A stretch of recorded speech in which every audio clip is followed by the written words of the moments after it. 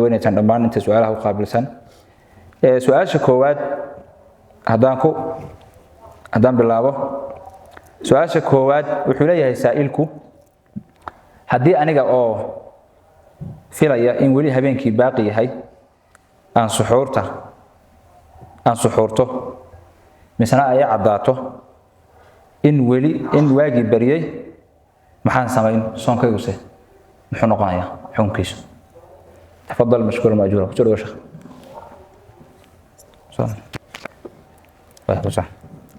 بسم الله الحمد لله رب العالمين والصلاة والسلام على رسول الله صلى الله عليه وسلم بعد قفك هدي إسوا صونكي وهرابنا أي هذا وقت هرابنا إني بمعنى فجر كد الله حسنا صونكي شي ما كنت ما يوايا درار بكرة دعيا لكن هدي قفك إسوا بمعنى وقت كان يدا اعتبارك كل دورة ويلاده waxay ku dhacaysay bimacnaa fajirka ka hor bay ku dhacday laakiin markuu ogaaday inayna wali bimacnaa uu ka joogsado halka ku jaro halkaas ay bimacnaa soonkiisu uu xidhmayaa uu ansaxayaa laakiin hadduu kolkuu soo baxo saacada dhowriya iyo dabada kale dhowriya hadduu ogaado waqtiyaalku cunayay inuu fajirku dilaacsanaa lama fajirku marna waa shay kolka bilaabmaya oo dareemayso inuu hadda uun eegayahay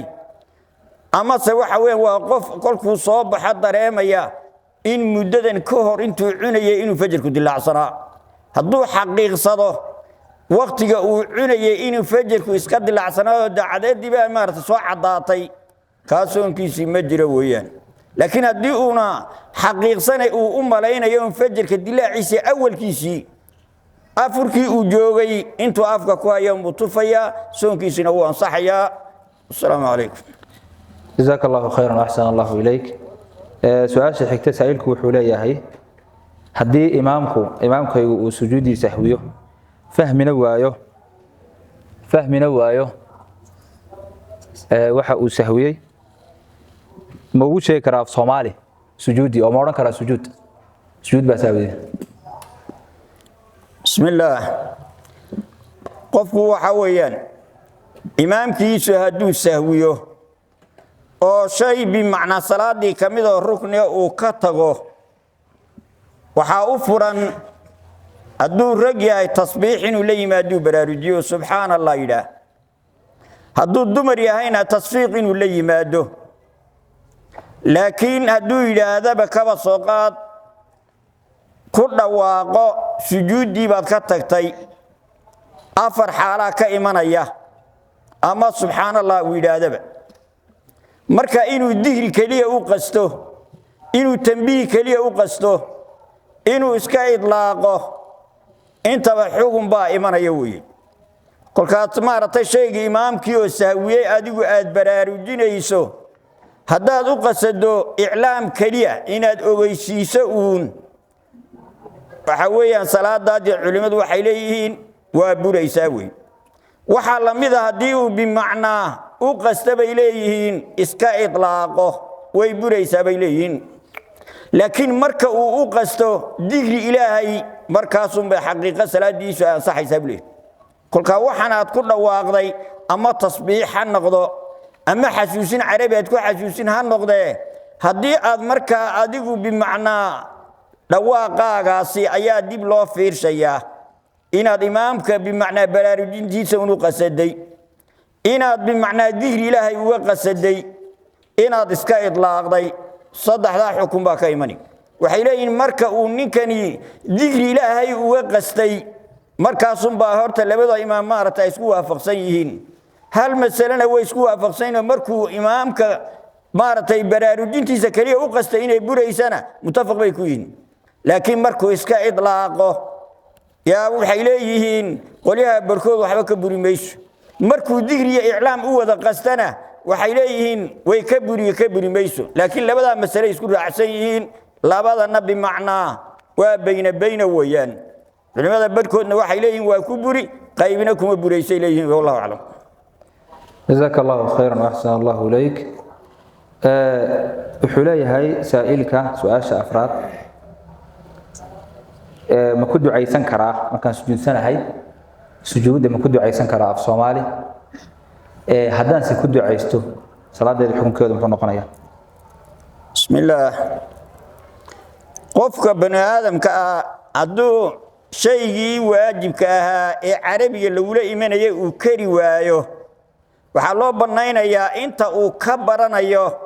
inuu turjumto oo bimacnaa lafdi wuxuu garanayo adkaar kale hadduu garanayo uu ku bedelo faatixadii oo kale hadduuna bimacnaa saxaynin digri kale u dhigma inuu la yimaado la rabaa wey laakiin tan waxay leeyihiin culimadu badankoodu waxay qabaan maadaama oo nebigu uu yidhi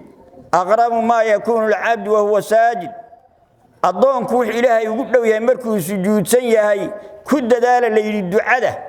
ducadaa hadduuna carabi ku garanayn soomaali buu ku ducaysanayaa bay leeyihin waxna salaadiisii ma noqonaysay leeyihin wey waayo ruknigii weynaaba hal la turjumaa la yidhi shaygan bimacnaa isagu aan rukniga ahayn luuqada uu ku ducaysan karayo kor hadduuna carabigii garanaynin oo carabigii ama uu maaragtay ka dahgashan yahay luuqadiisuu ku ducaysanayaa salaadiisina waxaa ma noqonaysay leeyihin culimada badankoodu wey wallahu aclam jazaaka allahu khayran wa axsana allahu ilayk saa'ilku wuxuu leeyahay su-aasha shanaad aniga oo imaam ah haddii ay iska keen raacday buu 3 ragcadood dadkuna ay xasuusin waayaan salaadu say noqon qofka u kasay aan ku celiyo wuxuu aniga oo imaam ah haddii ay iska keen raacdo 3 ragcadood anoo imaam ah haddii iska keen raacdo 3 ragcadood waa salaadii taraawiixda ahayd ee sunnaha ahayd haddii iska keen raacdo salaadeedu say noqonaysaa dadkuna ay xasuusin waayaan qofka u kasay 3 inuu israaciyo isagoo oo oginay 3 taay israaciyay qofka xunkiisu maxay noqonaysaa xunka salaadiisu bismillaah imaamku marka isagu uu salaada tukinayo waxa horta isaga xukuma kolba maaragtay niyadiisa iyo waxa uu isagu malaynayo inay xaqiiqo tahay mar hadduu isagu u haysto inayna bimacnaa 3 ayna 2 tahay isaga horta bimacnaa 2 ay tahay ilaa uu maaragtay laga helo cadad bimacnaa cadad tawaatur si leeyihiin oo ku baraarujin kara fikirkiisu ku soconaya maadaama oo ninkii uu isagu qabo salaadii inuu wax ziyaada ku darin waxba isaga salaadiisii kama xuma waayo wuxuu qabaa salaadiisu inayna wax ziyaada lahayn laakiin hadduu ogaado inay ziyaada leedahay oo uu ziyaadiyay ragcad aan bimacnaa aan maaragtay 2 ragcadood uu ku daray markaana uu sahwi waanu u kasin suyuusaawin buu la imanayaa markaa waa wax bimacnaa dhici kara qofka bani aadamka ku iman kara weeyaan kulka rukniga uu ziyaadiyay hadduuna ka soo ziyaadin racada uu ziyaadiyay hadduuna ka soo ziyaadin sujuud saawin buu la iman hadduu isagu qabo inayna waxba bimacnaa ka dhinayna xilmo saara isaga weeyaan laakiin dadka kale ee og waxa loo baahan yahay inay iyagu baraarujiyaan hadduu markaa isaga bimacnaa ka diido adigu waxaad leedahay inaad ka goosatana waad leedahay imaamkaaga inaad fadhiga ku sugto intuu ka soo noqonayo isagu u la imanayana waa labadooda ku furan weey wassalaamu calaykum jazakallahu khayran wa ahsana allahu ilayk saa'ilku wuxuu leeyahay su'aasha lixaad ramadaan 10 sano ay ka soo wareegtay iyo maalmo kamid iga tageen 10kii maalmihii iga tagay miyaan soomayaa oo maalmihii baan soomayaa maxaa la igu leeyahay bismillaah qofku kolka maalmo ay ka tagto rabadaankii eegaynaga tagay rabadaanka kalena uu soo galo ma aqbalayo horta kan unba eegab socon mooyee qado iyada maaragtay kama suuroobayo laakiin muxuu samaynayaa rabadaankani kolkuu baxo yaa qadee laleeyahay wey 2 mid buu noqonaya qofkan hadduu cudurkii sidii u daa'imo kolkii horeba uga tagay iyo inuu cudurkii intuu bimacnaa ka tagay isagoo jaanis lahoo bimacnaa soomi kari lahaa una soomin oo halkaa tacaddi uu ka yimid hadduu tacaddigaa la yimid waxaa laga rabaa soonkii kasta ee bimacnaa uu maro fidya laga rabaa weeye kolka waxay leeyihiin culimadu fidyadu ma tacadudayso laakiin soonka marka uu dharaartu soomayo wuxuu la imanayaa qaamaartay fidyu raacin bay leeyihiin oo mudkii bimacnaa maartay la raacin jiray yuu raacinayaa qayb aan badnayn waxay leeyihiin sanadkii la arkaaba mud buu wataa wayba tacadudi laakiin asaxu waxba fi maartay fidyadu tacaddudi mayso fidyadaas lagu leeyahay bileen wallahu a'lam جزاك الله خير واحسن الله اليك وفتح الله عليك وكثر الله امثالك سؤال حكت سائلك وحولي هي سائلك وحولي هي انا صومان مقالن كان داويه دبعده irbadu maxay yeeli irbada ana caafimaad ahaan u qaadanaya iyada laftiisa soonka maxay yeelaysaa bismillaah qofku waxa weeyaan manaafidiisa bimacnaa afku kamid yahay indhuhu kamid yihiin dhaguhu kamid yihiin xagga hoose bimacnaa qubulka duurta ay kamid yihiin hadduu wax ka qaato oo waxaasina uu joofka gaadho soonkiisi waa buraya hadday manfad maftuuxa wixii galo oo manfadkii maftuuxa ahaa kolka intuu u dhaadhaco uu noqdo baadinka uu u dhaco waxa weeyaan manaafida ay isu bannaan ee joofka u bannaan hadday kol bimacnaa meesha inta ka tagta gaadho soonkiisi waa buraya laakiin irbadda way kala qaadayaan irbaddu mid waxa weeye waa tuu inta badan jidhka nafaqo siisa sida baashan maaratay qofku kolku yar tabar dareeyo lagu rikibayo taasi waxa weeyaan way burinaysaa waxay qunaysaa maqaamkii waxay qumaysaa cuntada oo kale iyo sharaabka oo kale laakiin hadday irbadu bimacnaa qofka uu xubnaha kale lagaga turqo wax manfado muftaaxa mayna ka galin ay leeyihiin culimadu mukhtalif baa ku jira isaga iyo balaadan alla maaratay masiibada bimacnaa uu dadka gurida qiiqa aba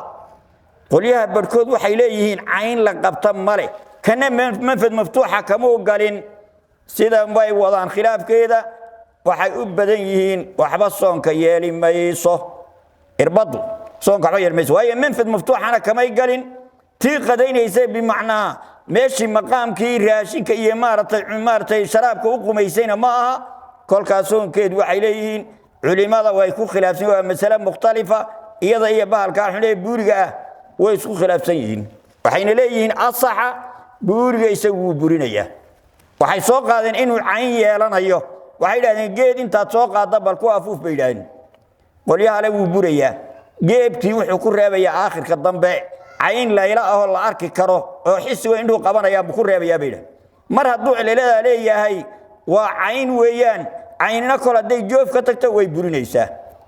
sidii boodkii bimacnaa adiga ama xoolaha bimacnaa la aroorinaya qofka sankii afka ka galayay ama daqiiqdii uu ninku ridqayay afka ka galaysay la xukun ma aha bay leeyihiin waayo kuwaasi soonka waxba ma yeelaan ma buriyaan laakiin kan uu burinayaa bay leeyihiin oo cayn buu yeelanayaa calaamadii meesha lagu maaratay la afuufay ayuu ka soo baxaya bay dhacaantu waliba waxaan ba burinayana qiiqa qaba baydan bal cayn inaad ku aragto ya shaygu waa inuu leeyahay shay cayn oo bimacnaa leeyahay waa cayn waa hawo bay leeyihiin hawadaasina waxa burin mayso ay ku doodayaan laakiin waa laga xoog badan yahay salaamu calaykum جزاك الله خير واحسن الله اليك سائلك وحولي هي سؤال تضبات هدي ان سو غاaro imaamka rukuucsan kadibna Allahu akbar hal takbiir aan la imaado aniga oo si hoobanaya salaadeeda xukunkeedu muxuu noqonayaa bismillaah qofku kolku imaamku isagoo rukuucsan aad la kulanto waxa takbiirtaasi aad ku xidhanayso shardi waxa horta taagnida inay ku timaado waayo takbiiratul ihraamku waa inay ku dhacdo qiyaamka tii bimacnaa kolka hoobashada ahaydna gaar waa inaad la timaado laakiin mid kaliya hadaad la timaado laakiin ay qiyaamka ku dhamaato ka bacdina aad soo hoobato imaamkaagana qadru subxaanallaah allah ka yeelay isaga oo rukuucsan aad ku soo gaadho salaada ragcadaasi way ku tirsan tahay way laakiin hadii imaamkaagii uu ku soo daba maraba ama aadan bimacnaa wax idminaana isagoon kuba sugnayn hal takbiiraad la timid takbiirtina qiyaam kulamaad imana qayba kaaga dhacday socodkii hoos socodkii salaadaasi ku gunudkeedii ama ku guntaminba waayo waxa shardi ah anta qaa'iman qofka oo taagan waa inay ragmaartay ay ku dhacdo takbiirtu hal takbiir kolkay tahay waa inay qiyaamka ku dhacdo ka bacdina uu rukuuco imaamkiisii oo go'aamana rukuucdii ku jira waa inuu ku gaadho laakiin hadduu kaa hor tooso waxa weeye salaadii way ku xidhantay ragcadaas baan ku jirayni weeyaan waa markaad qiyaamka ku dhamaysato laakiin haddaad intaad xidhato qaybi takbiirtii ay foorarka ku dhacdo maya waxaad weyday shuruudeeday ka mid tahay an taqaca qaa'iman niyada waa inay takbiiratu ixraamku min alifka ka bilow ilaa ra'da taagnida adoo taagan waa inay ku dhacdo ka bacdi kolka haddana waa inaad la timaado takbiirtii labaad ee maartay hoobashada imaamkaaga inaad ku gaadhana waa shardi rukuucdii buudi wallahu a'lam جزاك الله خيرا واحسن الله اليك سائلك wuxuu leeyahay su'aasha sideedaad waa dumar aniga oo dhiga caadada qaba sidee baan uga faa'iideysan karaa haday timaado leeyahay qadrigi habeenkii leeyahay qadriga seen uga faa'iideysan karaa seen ku qaabili bismillaah qofku waxa weeyaan waqtiyaal waxa jira soonka iyo salaadaba laga cafiyay qofka dumar ah waakii nabiga alayhi salaatu wasalaam ma arag buuri kuwa aqligoodu dhiman yihiin diintoodu ay dhiman tahay oo ka adkaansho badan ninka caaqilka ah bimacnaa garashada leh Aisha weydiiso waxay tiri gartay aqliga yaa diintaduna xagay ku dhiman tahay buuri miyayna jirin buuri ayaamo aydan soon iyo salaad midna lahayn naqsudiin weeyaan qofka dumar hadaba inta ay caadada ku jirto salaada baa laga reebo laga manciyay laakiin adkaartii kale haday tasbiix tahay haday istighfaar tahay haday duca tahay way u furan tahay weeyaan way u furata ee lagama joojinayo lama leh jooji sidaas maaratay ha aqriin kaliya quraanka la isku haystaa oo culimada barkoodu leeyihiin qofkii hadduu mesela tacliimba ku jiro inta waxa ka imanaya nisyaan baa ka iman ee haabi macna loo baneeyo aayadana isku haystaan ay leeyihiin bimacna lama aqri kara quraanka lama ratay la yamasu illa almutahharun qiraa'ada waxa aqri kara qof mutahhirahum ba qaadan karo taaban kara ay leeyihiin culimada barkood inkastoo ay khilaafkoodu iska fudud yahay barba aimada ku tagay kama xidna quraanku way akhrisan kartaa laakiin waxa kale diiriya mutafaq ku yihiin haday tasbiix tahay haday tahliil tahay haday istighfaar tahay haday duca tahay ee waxaasay daldalanaysaa bimacnaa ajrigi kama xidna waa u banaan yahay weeyaan laakiin quraanka iyo salaada baa la isku haystaa quraanka baa loo diidayaa culimadeena shaafiiciyada waliba ka akhriskiisa bay diidaysaa way laakiin adkaarta kale waa u furan tahay wallahu a'lam جزاك الله خيرا سائلك wuxuu leeyahay su'aasha sagaalaad ee qof waalidkay ah baa dhintay kadib waxa lagu lahaa soon 3 maalmood oo soona waan ka wada soonay si wada jir ah hal maalin soonkaasi ma gudaya bismillaah qofku kolku dhinto soonna lagu leeyahay laba wada u banaan waligiisa inuu ka bixiyo maartay fiidyo maartay yoomkii la arkaba ka bixiyo fiidyo uu leeyahay wuxuu leeyahay kara inuu isagu ka soomo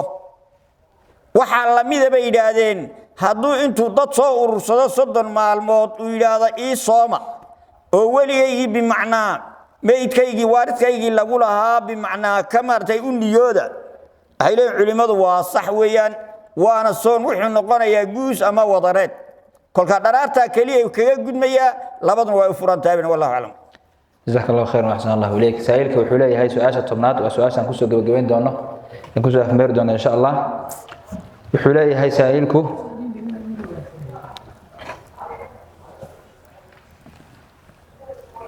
imaam baa salaadna tukinayay wuxuu xasuustay inuu bilaaweysa ahaa kadib wuxuu go'aansaday inuu ka baxo isagoo ka bixin yaa waxa uu cadaatay inuu weysa qabay kadibna salaadii sidii ku sii waday xunka salaadaas wuxuu noqonayaa bismillaah qofku waxa weeyaan markuu salaada galo ka bacdina uu ogaado uu yiraahdo jazmiyu maartay yaqiiniya inuu weysa qabin mar haddii niyadiisa ay soo gashay inuu bimacnaa salaadii inuuna weyse qabin halkaasay horta ku go'aysaa maxaa yeelay niyadu jaazima waxaa shardi ah niyadu inayna wax munaafiya la iman min allahu akbar ilaa salaama naqsiga niyadaada waa inayna soo galin wax bimacnaa munaafiyo ka hor yimaada oo munaaqidaho burinaya mar haddii adigu aad jazmisay kol daqiiqadna ha ahaatee inaadan weyse qabin oo salaadaadii ayna salaad ahayn halkaasay ku go'aysaaba kabacdi kolkaa hadduu xasuusto inuu haddana weyse qabay tii hore way tagtee tu cusubu bilaabayaa wey waayo niyadii baa kala go'day isagaana kala jaray kol haddii niyadu ay meesha bimacnaa ay maaragtay waxaa shardi ah jaazima inay ahaato min awal ilaa aakhir niyadu waa inayna isbeddeluna ku imanin wax bimacnaa manfiyana una la iman laakiin mar hadday qaadaca noqoto niyadii jaro inuuna salaadiisii weyse qabla'aan ay tahay soo noqoshadii xasuusta dambe salaada dambe waa ansaxaysaa laakiin salaadani halkaasay ku go'aysaa wallahu aclam jazaaka allahu khayran wa axsana allahu ilayk